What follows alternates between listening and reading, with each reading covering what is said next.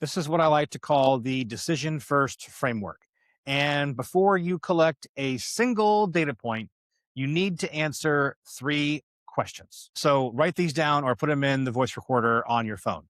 Question number one: what specific decision does this data point help me make? Question number two: what threshold or trend would trigger that decision? And question number three: who is responsible for making the decision when the data says it's time? If you can't answer all three of these questions clearly and specifically, you don't need that data point. What you need is to think harder about what you're actually trying to accomplish. I know this sounds simple, maybe even obvious, but I promise you, most of the data that you're collecting right now can't pass that three-question test. Try it when you get back to your desk. Pick your top five metrics and run each of them through those three questions. I would bet you at least three of them fail. All right, so you've now figured out what decisions your data should drive. Now we need to talk about the action triggers. This is where the proverbial rubber meets the road.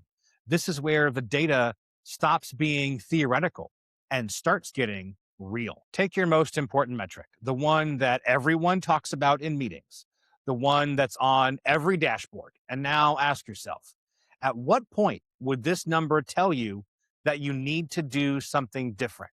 Not just, well, we should keep an eye on that, but something different. I worked with a manufacturing company a while back that tracked production defects. They had years worth of data. They knew their average defect rate and they had targets, all the usual stuff. But they only reacted when things got so bad that customers were complaining and threatening to leave. By then, they were playing complete defense, total damage control mode. So we set up graduated triggers based on their data. If defects hit 2% above the 3-month moving average, they would immediately run a team huddle to identify possible causes. At 5% above average, they'd stop the entire production line and conduct a full process review. At 8%, they'd bring in external quality consultants. Now, those were not arbitrary numbers that we pulled out of the air. They were based on analyzing their historical data to understand when problems became expensive to fix versus when they could be caught early and simply. The data now had clear roles at different levels. No more waiting around to see if things would magically just get better on their own. And here's what happened. In the first month, they triggered that 2% threshold twice.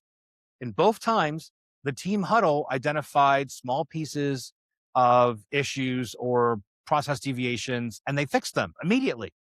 They never hit the 5% or the 8% thresholds. The reason why is because they were catching problems early instead of waiting for disasters. That same approach works for any metric that you care about, whether it's customer satisfaction scores or sales pipeline velocity or employee turnover rates, time to market, whatever matters in your business. Pick a number, define your trigger points, and assign your actions.